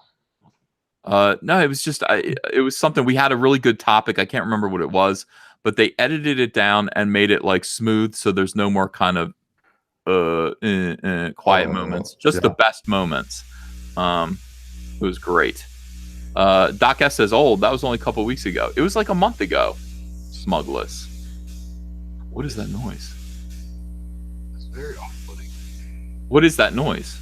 Someone's got a lightsaber in the background. I think it's Donald. Donald, is that you? No, somebody else came in here. Let me see who it is. I'm muted because I'm with my kids today, so they're. It's Elliot. It was Elliot doing that. Elliot just muted his own channel and it stopped. Oh, okay. Elliot, okay, that's fine. I'll put Elliot. Leave the younglings alone, Elliot. Don't kill them. How about now? It's good. Yeah, now it's good. Elliot's washing vegetables. He's washing. No, I'm having some trouble with my microphone. I'm not sure what happened. Yeah. Sorry about that. No problem. Remy Canadian, will you someday release Blood Honey to Amazon? Maybe. Yeah. Or the compilation of all 4 Cyberfrog books all in one would definitely be on Amazon. The thing about it is, these comics, you can make so much money if you do this the right way. I don't know why these people, for the most part, they're unable to really make a living at this. You can make so much money in comics if you do it the right way. It's all going to be a learning experience for everybody who's involved with this. But I really think that what we're doing is the most profitable way to sell comics. And not everything's going to work. I mean, there are going to be some comics that aren't going to do so well on Indiegogos. That's the market saying, nah, we're not interested in this idea. I mean, that's an important thing, and that's not a failure. That's something to actually listen to and be appreciative of. The market actually saying this is not the book that we want. Yeah, Bryce went down twice before he went. He kept going. By the way, Ethan, I got to jump, guys. Thanks for having me on. I appreciate it. God bless you. Thank you so much, too, brother. You guys have a great day, man. All right. Comics not every book is going to do as well as Cyberfrog or Iron Sights or John's book, whatever the hell it's called, Midnight Shift. But yeah, that's the customers saying, I'm not that interested in this. And 90% of Comicsgate is superhero fans. Mm-hmm. And like my book is not a superhero comic. Obviously. It's not going to do as well as Jawbreakers. Well, it's not even that. It's, it just might not be the thing, or, you might not have connected with your fan base yet. All of this takes time. Yeah. I mean, it takes time. Remember that, Zach didn't launch his Indiegogo until he had been doing his YouTube channel for a full entire year. And I didn't launch mine until I was going for like 6 or 7 months. I already had a fan base from, working at DC From comics. for 10 years. Yeah, I mean, this is the thing. It does take time. You do have to spend so much of your time establishing your credibility, your fan base, your this and that. So it's all about your audience. It's like in mainstream comics, there are artists who have their audience, and then there are characters like Spider-Man that have their audience. And we're not the characters. We're just the creators that have the audience. So that has to build in order for books to be however successful they're going to be. Because even if there are 100,000 or 1 million people in Comicsgate, not all of them are going to back the same book. Everybody has different tastes. Yeah. Spirits Car says relaunching the campaign and saying Blood Honey will be readily available in Book 2 campaign only diminishes its value to all the original backers. Spirits Car, that would be true if they were getting first printings. They're not. They're going to be getting a second printing.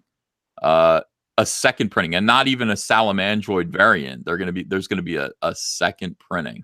But the people do need to be able to read the story. Those of you who backed early, and I'm not even sure the second printings will be autographed. But I just want to make sure that people can read the story. I think that is important. But the people who backed early are going to be getting the very best, the very most limited, the coolest premiere version. Matt Villar says Comicsgate is a movement. Leave it that way. That's right. Steve Dye says we are all the leaders of Comicsgate. Our movement will rise in support of all caps comics. Thanks, Steve. DCV Titan says I think the SJWs did get their comic company and named it Feminism, although I think they pronounce it Marvel. Dale Stafford says Cecil said he would host Smugless last night. Yeah, I know, Dale. Why do you guys? It's not even good. Like, it's chaos. It was a chaotic stream. I think you remember it badly, or Anyway, I know there's interest for the Smugless stream. I will continue to consider it. People want to know who the F is that in the Batman cover. That is Elliot Fernandez. Yes, I'm drawing a Joker. More Right. clowns as usual. All right. So let's thank you for the super chats. Let's actually get into the content of the show. Fan Advocacy Network says, Antonio, I'd like a dark Santana snow globe. I like a lot of dark sand. Like I had mentioned, there's a guy that makes bongs and he does these like sculpted horror bongs and stuff. I'd love to partner with him and do like a dark Santana bong or something like. There's a bunch of. Trust me, I'd love to. Hopefully, as we go along, there will be little statues and all kind of things. Yeah. Oh no. You got to talk to Model 316. Yeah. He actually showed me something. I've got a DM from him, but it was very early. I don't know if he's went back to work on it. He was doing Santana, if I'm not mistaken. He says that he wants to do 3D versions, action figures, essentially sculptures of all of Comicsgate characters. That's And I'm supposed to get on the He's phone already with them. he's got an actual size belt buckle for Brutus. It's like a big WWE championship belt. It looks awesome. Yeah. Hello, Terry Bogard. How are you? All right, so let's get to the show here. I promised content. I think we've been providing content. Yeah, it's been good content. Well, yeah, I agree, but yeah, we gotta do these articles too and talk about the news. This is following the same format as the Howard Stern show, I think. Inevitably. Boss Logic imagines Dave Bautista as Bane in Suicide Squad 2. Of course, James Gunn is going to be doing he's screenwriting Suicide Squad 2, and everyone's acting like this is very exciting news.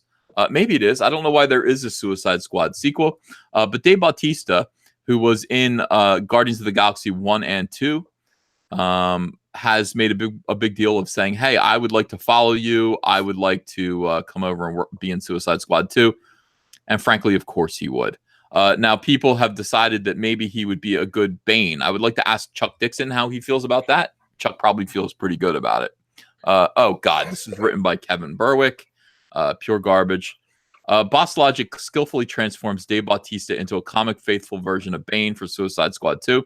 Earlier this week, it was revealed that former Guardians of the Galaxy director James Gunn is in talks with Warner Brothers to write and possibly direct, he hasn't been assigned, Suicide Squad 2, which quickly led Bautista volunteering for a role on social media.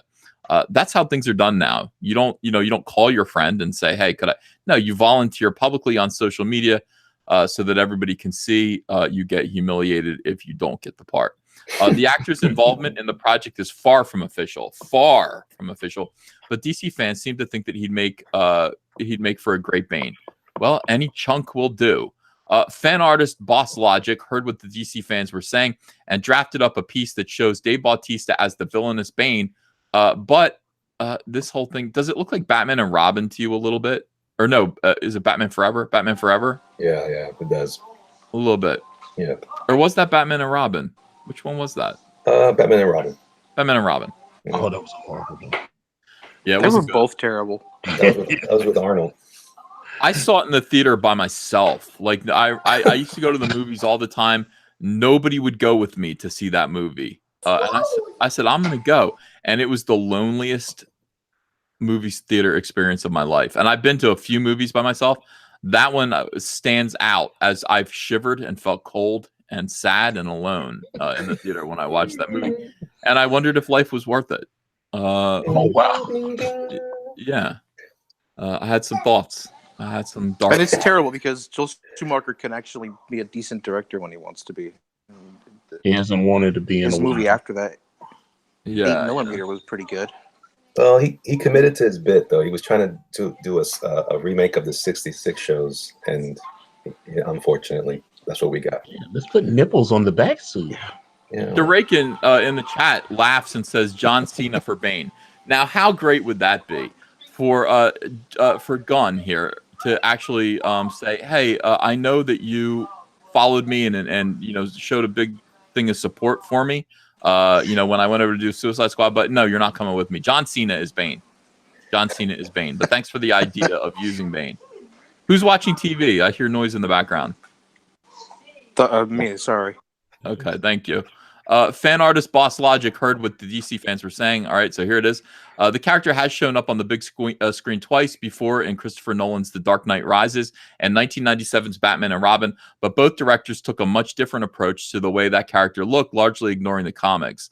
Boss Logic has brought Bane back to his comic book roots with the venomous pumping tubes as the focus of the new art. All in all, Bautista could make for a pretty awesome version of the villain in Suicide Squad 2.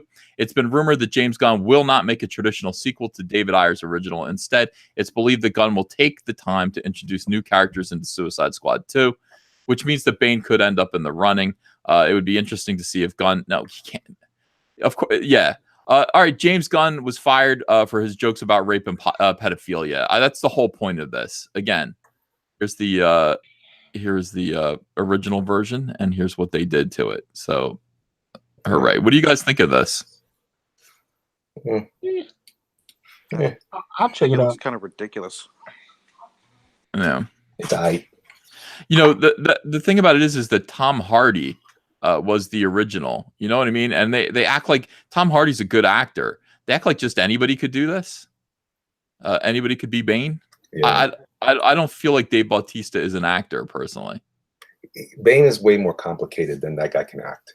So Yeah. I don't think that would be a good fit. I know people are they liked him as I think people were surprised at his performance as Drax, but that wasn't that difficult. And not that I could do better, but I'm just saying he was just being himself to some degree, laughing.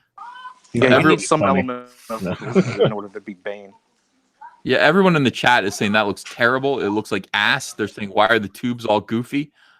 John Cena is Bane, but you can't see him. I like that idea a lot. I like Invisible Bane. You can't see Bane. That would be hilarious.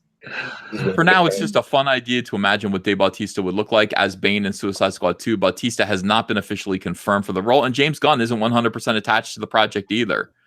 So all of you, calm down. Calm down. Back off. Back off, yeah. What do you think of this idea right here? Star Wars 9. Are they really bringing back one of the franchise's biggest villains? Did you guys hear about this? Oh yeah, I heard that. I heard about it. Is it confirmed or is it just a rumor though? Oh, it's got to be just a rumor. I mean, this is definitely it's got to be information from future Star Wars content from Mike Zero. Ah, see what you did there. Listen up, everyone who wants to see Star Wars 9 as fresh as it can be. There will be spoilers in this story that can ruin certain aspects of the movie for you, so proceed with caution. Could Emperor Palpatine be making a return to a galaxy far, far away? Is that possible? Did he survive? Is Palpatine in Star Wars 9? Probably. He Here's the survived in thing. the books, right? I don't know. Did he? And the Death Star blew up. So I know when they did the expanded stuff, they said, oh, he had his body cloned so that his spirit could just transfer into a clone body whenever he was killed. I like that. That makes perfect sense to me. Look at this. According to new unsubstantiated rumors from an unidentified leaker, that would be Mike Zero, the iconic villain will indeed be making his return in Star Wars 9. Whether or not this rumor actually has any truth to it won't be revealed for some time, as Lucasfilm is keeping a tight lid on plot details. If it does prove to be true, this is going to be very important to the upcoming entry in the franchise. They're scraping the bottom of the barrel. Anything that they can do from Star Wars is going to be in this movie. So I think this is 100% true. Also, I do think that Darth Vader is going to be in the movie as a flashback. That's my other thing, you know. Remember this? Remember Vader? Remember when Star Wars was good? Beyond the possible Palpatine appearance, this leak contains possible plot spoilers for Star Wars 9. Possible plot spoilers. In other words, just a fan theory. But if it's real, then we've spoiled it for you. You've been warned. This is definitely Mike Zero. There have been rumors that arguably the most powerful villain, blah, blah, blah. Emperor Palpatine will play a role in Episode 9, specifically Kylo Ren with an ignited lightsaber, presumably his crossguard lightsaber, cutting through a blast door on some jungle planet and entering what appears to be a vault. Eventually, Kylo Ren is holding a square object that projects a lifelike projection of Emperor Palpatine. Palpatine's hand is raised in front of Kylo Ren, showing blueprints or plans that could be a new weapon. So a lot of bad guys who we previously thought dead are going to appear in Disney Star Wars films as projections, as holograms. We saw it happen to Darth Maul in the execrable Solo: A Soy Wars story, and now we're going to see Emperor Palpatine return in what is surely to be one of the worst movies of all time, Star Wars Plan 9 from Outer Space. Again, acknowledging that this is just a rumor, needs to be regarded as such. Could be absolutely nuts. Just the surface level element of having Ian McDiarmid back as Palpatine is huge. And he's still around, so we can still exploit him. That's the whole thing. They're entirely working that way. It's look at this. I was right. This was first reported by Express. Is that right? Where did Express get their information from? Hang on a second. Concept all. I accept. All right, we scroll on here. Where did this info come from? Keep scrolling. Full leak here. A full leak. There's another leak. Where did this come from? Mike Zero. Dun dun dun. Mike Zero is the leaker. All of this information. Let's look at Mike Zero as he leaks this to people. Mike Zero. And future Star Wars content. You got to be kidding me with this guy. He's not showing his face anymore? Wow, he's not showing his face anymore. I wonder why. But yeah, so I was exactly right. Mike Zero is the source of all of this news. It is future Star Wars content. Just, it is possible spoiler alert, et cetera, et cetera. So I'm sure you guys are glad to know that. One last story. Screen Rant. Garbage tier. Jamie Lee Curtis responds to Halloween gun rights controversy. Are you guys aware of this? No. What's going on? Well, Jamie Lee Curtis, by the way, got her dad's looks, I guess. I don't know. I look at Jamie Lee Curtis and I'm just like, all right, so you are the Hollywood product of Tony Curtis, who was a handsome guy, I guess. And then Janet Leigh from Psycho. So you're royalty to me. I mean, I'm a big Psycho fan.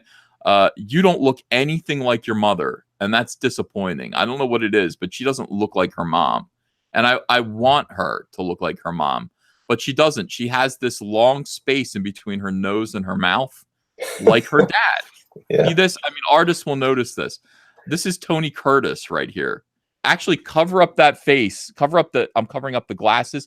Just look at the nose and her mouth, and you're like, holy shit, some like it hot, you know? Oh, Wow. That's what it is. She looks like Tony Curtis and Some Like It Hot. I will never look at her the same way again. Well, she's also said that she refused to get any plastic surgery, Botox, appreciate it, that kind of stuff. So she prefers to go all natural. She did a photo shoot, I remember, where she showed all the like stretch marks and all this kind of thing. And I was like, oh, thank you. No, I'm all for that. I'm not criticizing the fact that she's growing old. I appreciate women that grow old gracefully. I really, really do. I don't want women to get too much. When you get like, we were talking about Nicole Kidman the other day, who now looks like a catfish. Like, don't do that to yourself. Yeah.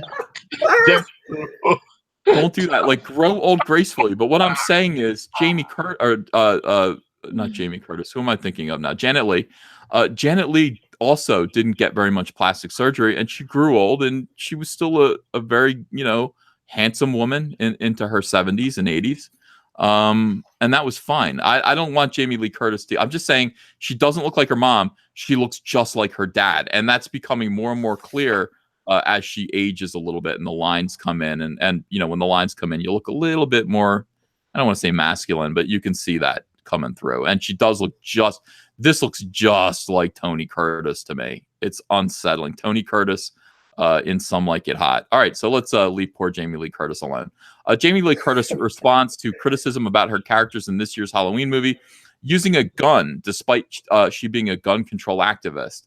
It's been several years since Curtis reprised her iconic role as Laurie Strode in Halloween, which is a terrible movie, and I know everyone loves it. It's really, really boring. Go watch it again. It's very boring. I'll watch it again because it's Halloween. Antonio Malpica, thanks for $2. Hey, Critias, he says, I just got here. Why? I don't know. Just snooze to lose. He decided to come back with for the franchise's 40th anniversary and continue the story that left off with John Carpenter's original film from 1978, which, to be fair, let me be fair, started, it really innovated and began a whole series of terrible slasher movies in the 80s. So you're giving like a backhanded credit. Yeah. Oh, Uriah Wright unsubscribes. I know this is controversial. I'm just saying, all right, let me pretend to love it so I can keep my subscribers. Halloween is legendary. It is obviously it's an iconic film, full of dignity, and it's compelling all the way through. It does take place in Haddonfield, New Jersey. Well, Haddonfield is a town in New Jersey. I don't know if is it in Ohio? The movie where it takes place. For some reason, I think it's in New Jersey. While also introducing a new generation of characters to potentially continue the story if she chooses not to return again. In David Gordon Green's sequel, Curtis's Strode is no longer the victim or the horror franchise's designated scream queen, but rather she goes on the hunt and plans to take on Michael Myers this time around. Love it. Yeah. In doing so, she has become quite adept at handling all sorts of firearms. You're damn right, which have been shown in Halloween's trailers. Strangely, Curtis's character using guns in the movies seems to have sparked a controversy online. That's because SJWs are dickheads. Since she has been a staunch advocate of gun control, but Curtis has something to say about the sudden kerfuffle. What is she saying? Excellent. It was just silly because they're trying to make a point without ever asking me what I think, and what I think might surprise them. I am vocal about common sense gun safety and gun laws. For instance, I fully support an assault weapon ban. I fully support bump stock ban. This is just stuff that you've heard, Jamie Lee Curtis. It doesn't mean anything. Almost all gun deaths happen from handguns. They're all handguns. People don't walk around with assault weapons and shoot people in 7-Elevens. They carry. You see those coming. They carry little handguns that you can't see that are easy to conceal. And carry just as many rounds for the most part as many assault weapons do. I fully support the Bill of Rights, and I fully support the Second Amendment. Thank you. And have absolutely no problem with people owning firearms if they've been trained, licensed, a background check has been conducted, a pause button has been pushed to give time to process take place. They have to renew their license just like they do with automobiles, which are weapons also. They knew that Laurie was going to be someone who used firearms, and I think there were a myriad type of firearms that could have been used in the movie. I think I was very clear with the filmmakers that she used the weapons that were intended for self-defense for her and her family. I'm an actress who's in slasher movies. I have to be responsible for my own personal choices in my own personal life, but I am an actor for hire. And honestly, if I had made my career as a pacifist actor, I would never have worked ever. But I've always been proud to represent women who fight back, good girl, and fight back with intelligence, good girl, cunning, creativity, and assault rifles. No, not assault rifles, just handguns. Who will fight for their lives and their families' lives. Oh my God, look at her. She ain't playing around. She ain't playing around. All right, just like Curtis says at the end of her response, she's an actress, so she's allowed to pretend that she likes guns. And I don't know. Why is this an issue? Why would this be an issue with this? She's hunting a killer. What is she supposed to do? Wouldn't she use a gun? And by the way, why not a bazooka at that point? I mean, this movie should make a good argument for actual, using rocket launchers and tanks. Michael Myers, for some reason, is from hell. I don't know how he's from hell. I don't know why he's impervious to physical harm, but he's come back from the dead so many times. Yeah. I say use laser blasters too. Whatever. I don't care. Blow them up. Yeah, I think landmines make sense in the context of Halloween. I would want to place landmines all over my property. Possibly own a nuke. I don't know. This guy isn't going anywhere. So just a single. It looks like she's got a 44 in her hand there. What is she holding? Yeah, it looks like a Magnum. All right, so just a single gun. That's not going to do it. It's not going to do it. You might actually need a gun that's going to put a bigger hole in someone. If these kids had their way, she'd be using a soup spoon. It doesn't make any sense. It doesn't make any sense. It doesn't make any sense. It just doesn't work in the real world, and it certainly doesn't work in the fictional world, unless you could just talk to him. Does SJW shaming work on fictional serial killers? I like to see Michael Myers looking all sad. Like, I'm sorry. Why do you hate women? Dare you invade my space? Yeah, well, That would be great. I heard that echo. How dare you? Yeah. So anyway, we look. I mean, we disagree. The bump stock thing and all of the weirdo things that they kind of want to nibble away around the margins of the Second Amendment. I mean, honestly, I would much rather talk to somebody who's just like, instead of sensible gun restrictions, sensible gun. What is the phrase they use? Common sense gun safety and gun laws. Rather than just say that, I'd rather you just say, hey, it works for Australia. I think we should ban all guns, because that actually makes sense, even though I disagree with it. That's a justifiable argument. Most gun deaths happen, with little handguns. Of course they do. I mean, the bigger guns are just rifles. These are just rifles that look scary. And I understand that black scares some of you people, but they're just rifles that are colored black for the most part. They're not any more powerful than the kind of rifle that you'd see your dad shoot a deer with. You just don't like the way it looks because it makes you think of Rambo. So these handguns are really the key to it. Handguns are portable. You can carry 4 of them on your person. You can do all kinds of damage. You can kill all kinds of people. It makes sense to just say, I just support a gun ban. Now, that's something we can argue about, because if your issue is, I want to, stop people from killing people with guns, okay, all right. But if you're just saying, hey, so these certain guns bother me, doesn't make sense to me. Doesn't make sense to me. What do you think about that, Antonio? Well, I mean, I don't know. The gun control thing is always so tricky. And I mean, I live in a red state. There's my mom was a gun owner. She had a couple pistols in the house, and she used to go to the gun range and shoot. I mean, so that being responsible, and a responsible legal gun owner, that's the way my family has always got down. I know my brother likes to shoot, and it's just like I said. but I've talked to some people, and they were like, they should get rid of all guns. They should get rid of all weapons. You know, it's like I just, like I said, I've been to a gun range. I grew up around guns, but I also grew up in some situations where kind of bad neighborhoods, and there was a lot of violence going on. Mm-hmm. So but like I said, the people I know that are like NRA members, they're responsible. They're in law enforcement. They're in the military. You know, those are the people I know that own guns. I don't really associate with those bad types. So, Well, I would say, the Second Amendment is especially helpful for women and for people who are afraid. It used to be the gays were afraid of being assaulted. They were afraid of being dragged behind trucks, because of some of the violence that was happening. Gay bashing used to be a real thing like 15, 20 years ago. And maybe it still is. You don't hear about it as much. So, if you are somebody who is weaker physically, and by the way, everyone is weaker physically than someone. A gun is a great equalizer. There's no reason why a woman needs to walk around being afraid of being sexually assaulted, of being beaten up.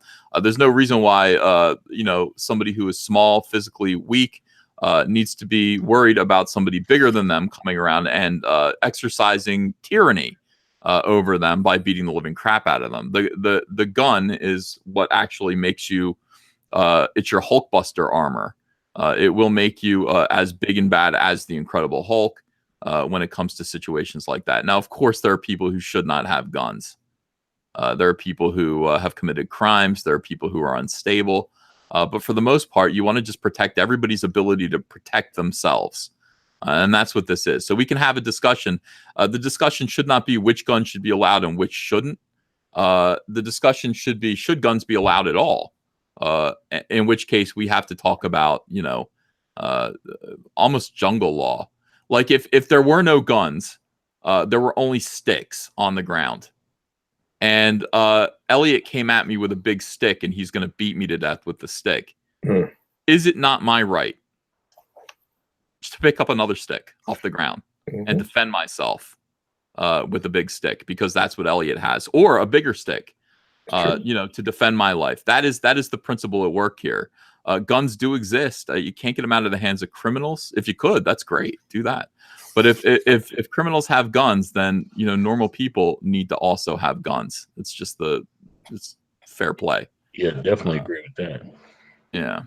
So that is the conversation. Either all guns exist or no guns exist. And I would love to live in a world where no guns exist and I have to worry about sword violence. I'd much rather worry about that. Can you imagine if people had swords still? Then I'd get the bigger sword. Then they get mad to have a giant sword compared to the little, I would set my sword on fire, Elliot. If you came at me with a sword, I'd be like, Elliot's coming at me with a sword. I'm gonna this guy, flaming sword, and I'd be like, come get me, Elliot. And what would you do? You couldn't do anything. No, I'd get a bucket of water, but it would be a big sword to go with it. So yeah. No, I think that's sensible. That what you're describing is sensible. I don't think anyone here is thinking that way. Well, I don't want to get back too much in the argument, but I'm prior military.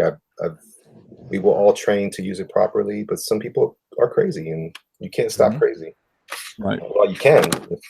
Well, there are consequences also. Bad things happen when you live in a free society, but that doesn't mean that freedom needs to be restricted. It just we just have to be more careful with each other and find more intelligent ways to maintain our freedom and our liberty, and stop bad things from happening without restricting them or prevent them. But I mean, tragedies happen, awful things happen, and obviously we need to find ways to combat them. I'm all for, when it comes to schools, I'm all for having armed guards around schools. I don't believe in no gun-free zones. I think they're a breeding ground for tragedy. I think it's just an open season. Gun-free zone is open season on whatever innocent people are there. That's why post offices always get shot up. That's why schools always get shot up, because it's safe. It's safe to do so. You're going to encounter no resistance. And for people who want to do the most damage before they end their own lives, and that's what these sick people are trying to do. That's why they choose those places. So I'm actually for armed guards in schools. I think that would be helpful. Post offices as well, and just ending gun-free zones. The answer to gun violence, unfortunately, is more guns. You tend to think twice about putting a gun in the face of somebody who probably has a gun in their purse. It's crazy. I was in New York Comic Con, and I was walking through one of the days. I was walking through, getting my pass squared away, and sure enough, there were I guess their National Guard there lined up with their weapons. And guess what? I didn't feel scared at all about anybody hurting me there that way. No, it's just reality. That's just the way it is. I mean, it doesn't. I think people need to kind of stop being afraid of their freedom. And just embrace the fact that we have the right to protect ourselves. Isn't that great? Isn't that nice? We have the right to protect ourselves, and that the real world is ugly. It's unfair. It's not clean. It's not bad things could happen. I mean, but protect yourself, protect your family. Jamie Lee Curtis is absolutely right to assault Michael Meyer, protect herself from Michael Meyer with a gun. She shouldn't be restricting herself in the type of gun that she has, because Michael Myers is a big bastard and she's a little girl. She's just a small woman, so she needs a bigger gun to take out this very large and imposing elephant of a human being. But I'm glad this controversy is happening. It's another moment, just using this fictional story here. It's another moment to just kind of talk unemotionally about the reality of gun rights, the Second Amendment. And how it's something that I feel strongly about. I really think that people have the right to protect themselves. This is a good thing. So very good. Does it make you appreciate Halloween any differently now? Yes, now I like it. So resubscribe if you're a big fan of John Carpenter and you unsubscribed. Resubscribe to my channel. I do appreciate it now. Thank you so much, Jamie Lee Curtis. And I appreciate your family. My God. Your mom was Janet Leigh and your dad was Tony Curtis. Just unbelievable. God, that's cool. That was when Hollywood was Hollywood, Unbelievable. All right. So very good. Thank you guys so much for coming here. I want to invite you guys to please back Brutus the Badass by the fantastic Donald DeLay and Nasser Rabadi. I want you to back Brutus the Badass. It's this close at this point to $21,000. 3 days left, it says here, but it's going to flip to 2 days pretty soon. So please do support this comic book. We want it to succeed. Do we want it to succeed? Mm-hmm. Yeah. You want it to succeed, Bubba? Yeah, we do. We want it to work out. Elliot is ambivalent about it. He's not sure. Oh, I'm all oh, yes. Here's Donald. Donald's there with his kid. Look at. All right. Donald shaved his head. He's pulling the earbuds out of my ears and causing a problem. Donald, congratulations on the bald head. Few people can do that. You look like Tor Johnson from Plan 9 from outer space. Congratulations to you for this amazing campaign that you've got 3 days left of. And we're going to see to it that you continue to succeed. All right, everyone. Elliot, thank you so much for being here with me. I appreciate you drawing. Let me take a look here. It looks good. And Antonio, as always, my co-host, my friend, thank you so much for your support and being here as well. Always, brother. You know that. All right, guys. We'll see you tonight for Comicsgate Live, probably around 9 p.m. Eastern Standard Time. Adios. See you.